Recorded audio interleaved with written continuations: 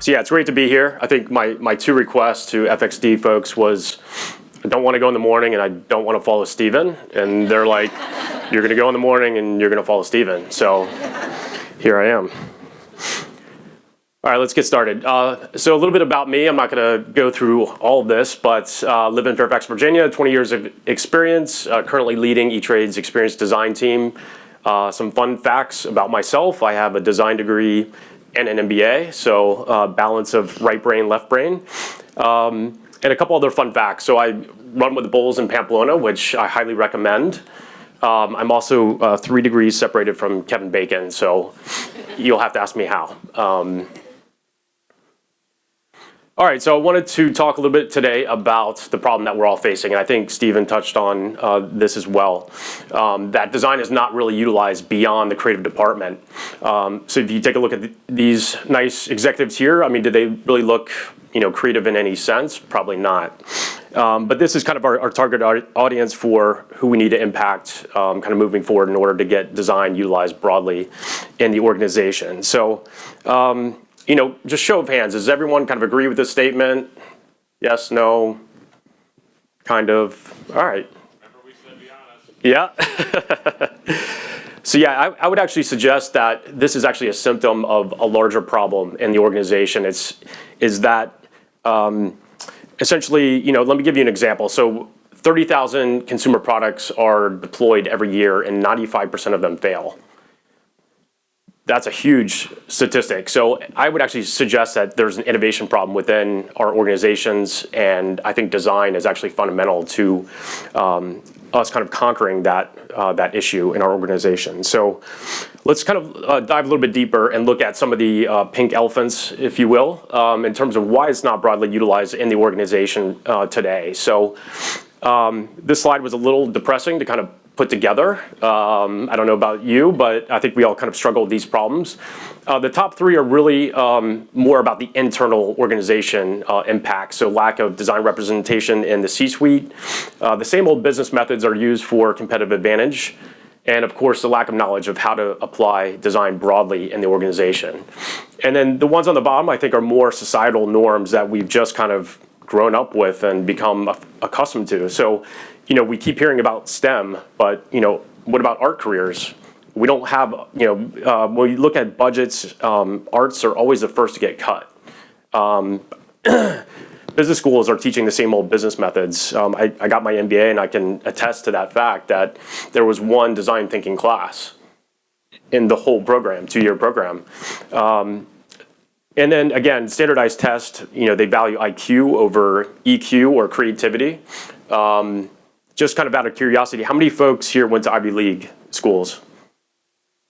We have 1. And some of the best creative minds are gathered here in finance, and we had 1 go to Ivy League. I would say that it's not us, it's the test that kind of prevented us to get into the Ivy Leagues. But here we are now, and I think we're all doing pretty well. So let's see, does anyone else have any kind of big reasons as to what the organizations are struggling with and why design is not used broadly? Any other kind of big pink elephants? I just don't think people understand outside of the design practice how it can be applied to the rest of business. Right. Seems like Yeah, it's very siloed.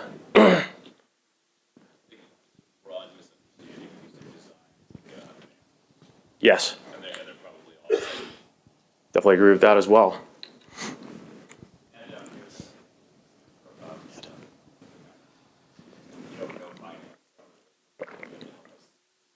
Right. Those are great examples. So I'm here to talk a little bit about what I'm calling strategic design. I think this has been probably called a lot of different things throughout different companies and industries, but I've kind of labeled it as strategic design.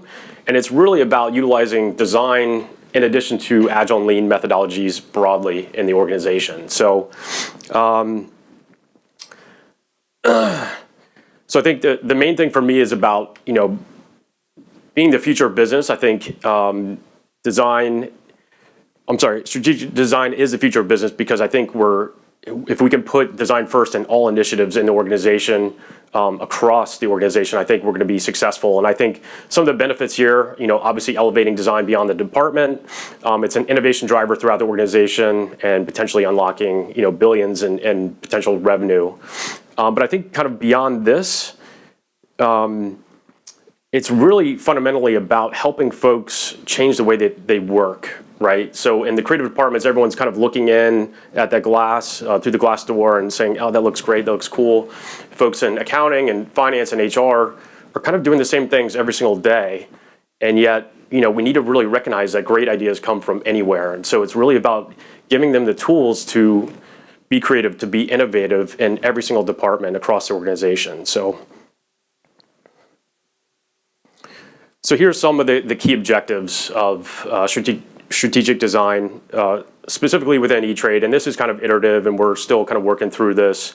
The first one is design is the strategy. So I think that's kind of, in my mind, the ultimate goal for where I think design should be in the organizations. It really should be a fundamental part of the corporate strategy. And does anyone have any ideas as to which company has done this in the past? Apple. Shocking, right? They're the very first company to hit a $1 trillion valuation. Is that kind of surprising that they were the very first company to use design as the corporate strategy? But I think it's not just the corporate strategy in terms of how they designed and built their products. It's how they built their culture. It's how they built their talent. And that's something that we all need to start, doing within our organizations. So I think, beyond that, I think we're all kind of familiar with some of these that, again, I'm kind of pulled from Agile and Lean, utilize design methodologies for all initiatives, embrace empathy for all initiatives. I actually worked on, I think I kind of volunteered for it, but we actually acquired a company a couple years ago called TCA. And I think we've all been through acquisitions, mergers, things like that. You're nervous, you're scared, you don't know about your job, your role. And my task was to go integrate their experience into ours, to kind of look at their technologies and see how they would adopt our technologies. And I said, that's great and all, but I think what we really need to do is go talk with the folks at this company and kind of understand their thoughts, their feelings, and really get to know them on a personal level. And so we end up setting up a lot of town halls, we deployed surveys, and really just got to know them on a deeper level in terms of, what their concerns were, what their thoughts were. And I think that really set the tone and the expectation on day one of the integration that they were excited to join E-Trade, and they knew many of us by our first name basis, and so it was great. And I think it opened the eyes of a lot of executives at E-Trade in terms of, excuse me, how we look at acquisitions kind of moving forward. So establish a design culture, create the entrepreneurial environment. As Stephen said, it's kind of fail fast, but learn often. I agree, don't do fail fast, fail often. It's really about continuous learning. And then promote servant leaders. This one is extremely important in that design is evolving, design is changing, and we're no longer able just to sit in the back and be taskmasters. We really have to get out front. We're facilitators. We have to lead our departments and other departments as well. So it's extremely important that in order for design to be utilized throughout the organization, that you're able to work and promote servant leaders. So I did a lot of research about companies that are utilizing design broadly in finance, and I found zero. It's probably not surprising to any of us here in the room. I did find some of the partial ones. I think Stephen actually kind of touched upon some of them as well. Launching a fintech unit at Citi, a design studio at USAA, and then BBVA actually training 1,000 of their staff to kind of spread design broadly throughout the organization. So I think these are good. These are good kind of partial case studies to kind of look at in terms of, a startup inside the organization it's a good start, but I think the problem is, again, it's very siloed. It's a select group of folks who are then tasked with innovation. And again, I think for me, it's really about, again, kind of deploying design broadly in the organization. Same thing with design studios. we have a lab at E-Trade, and one of the things that we're starting to do now is try to kind of bring in folks from other teams, other departments to kind of see some of the things that we're doing in terms of whether it's a design sprint, design methodology. But we really want to start to engage and collaborate with some of these other departments and make the labs less of kind of a static team and more of a diverse, dynamic group of individuals who are starting to learn about design methodologies and how to apply them broadly. So I think this one is actually the most interesting. I think training 1,000 staff to spread good design practice throughout the organization, I think it's a good first step. I think that's what is needed to kind of get design utilized broadly, but it's not the final step. It's a continuous process. So you guys might be asking at this point, how do I implement strategic design in my organization? So there's really two ways to do that. Number one, if you're a CEO or in the C-suite. So show of hands, anyone, CEO, anyone in the C-suite? One person, okay. So apparently if you're a CEO or in the C-suite, all you have to do is tell people what you want and they'll do it. Not how it works, okay. A little bit more nuanced than that. Number two, it's really about being, coming from a bottom-up perspective in terms of how you're going to get design utilized broadly in the organization. I think that's where a lot of us are at today, and a lot of us can start to impact our organizations. So I'm going to kind of dive in a little bit to how we've started implementing design a little bit broadly in E-Trade. So first and foremost, it's about treating design like a new business. For us, it was a little bit about not necessarily putting all this business strategy and business case, everything kind of together. It was really about it was really about making a pitch to leadership that, hey, can we just use 10% of our time to go and work with other organizations or other departments in the organization? So we just wanted to kind of start small and then see what happened and just kind of get a pulse on these departments that we're working with and get feedback from them, because I think some of the best transformations happen organically. They're not really forced. They do require a big push, though. So number two, it's really about optimizing what you influence. So I think for me, it was really about kind of looking at my team first and making sure they're trained to be facilitators for design methodologies, agile, lean. I think those are table stakes now for a lot of companies, but it's very important to make sure that your team is well trained and versed and ready to, again, kind of go out beyond the creative department. So I think number two, it's really about looking at who you hire.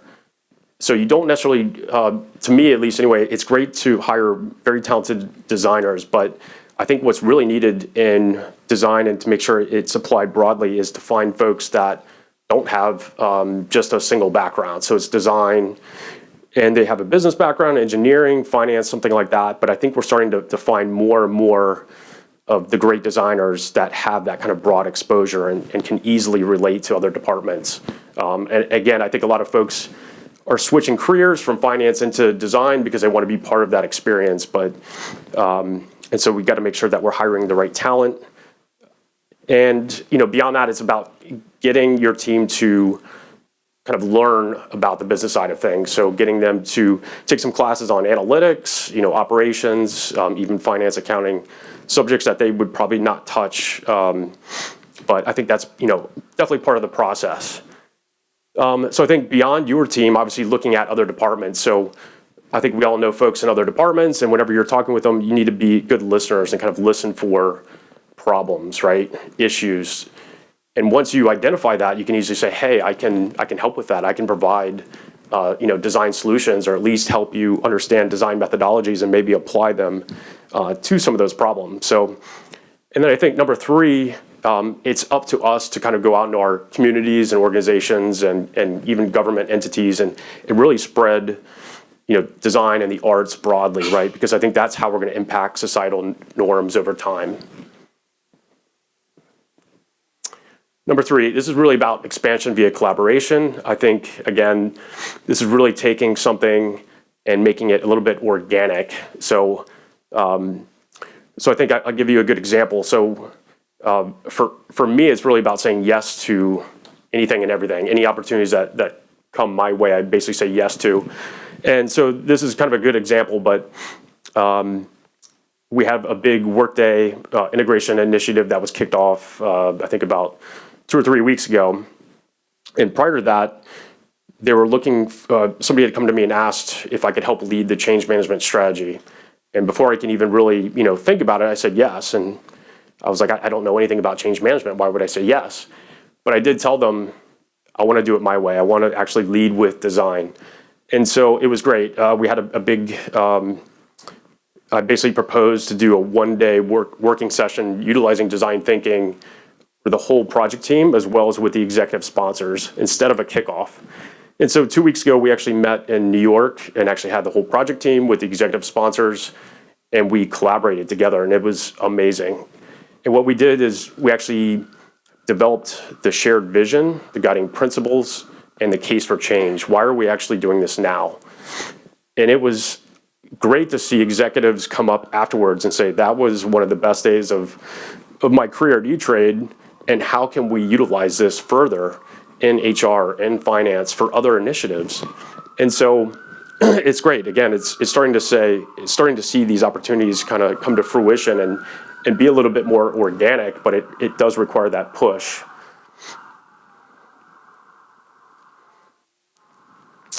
And then lastly, shoot for the moon. It's, for us, we're still kind of at the very beginning of this process. It's going to be, a few years before I think we hit an actual tipping point. But, once we get there, I think, again, it's going to be organic. I think we're going to start hearing from executives, how can we implement, design in, this department and then broadly in the organization. So I'm hoping they come to us and we don't have to go to them. But, once you've reached that tipping point, definitely, shoot for the moon and try to engage with the C-suite and help them to kind of realize the power of design and how it can be used broadly in the organization. So the benefits, what is design going to, look like if used well across the organization? Obviously, it's represented in the C-suite, utilized for strategy and competitive advantage, and then utilized broadly throughout the organization. And then down below, obviously, instead of STEM, I think the art should be recognized twice, so A teams. And then business schools are teaching design methods, and standardized tests will value creativity and IQ and EQ. So in conclusion, I think, strategic design it's a great catalyst for innovation. What I've kind of talked to you today was more about some of the fundamentals and kind of how to do that, some anecdotes in terms of what we're doing at E-Trade and applying it broadly in the organization. But I would say that I truly believe that design is the next great industrial revolution, but I think it's actually up to everyone in this room to make sure it's applied in their organizations and that actually comes to fruition. So, thank you.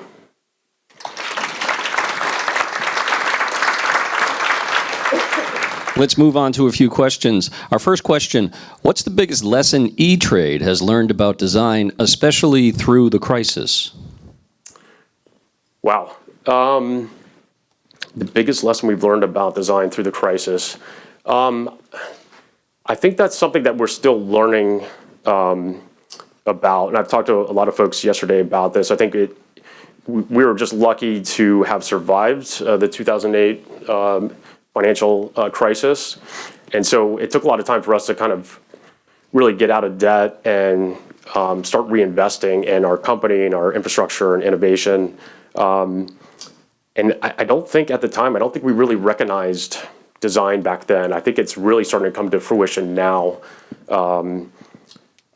because we've kind of hit that point where we've survived and we're starting to kind of move forward. But I think there's a lot of questions now about how we move forward, and I think it's a perfect time to introduce design into the equation at E-Trade. So. And one more question. What if we think we are treating design as strategic to the company, but it's not yielding results? Try harder. That's a good question. I think, you're always going to run into challenges. It's something that is probably never ending. You're always going to want to be pushing design forward throughout the organization, throughout the different departments that you work with. And again, I think the main thing is that you want to kind of make that impact with a lot of organization or a lot of departments. Bring them into the fold, into the labs team, into your creative teams. Let them be part of the experience, and let them see and witness kind of firsthand the impact of design and how it can actually lead to innovation. I think it'll be successful.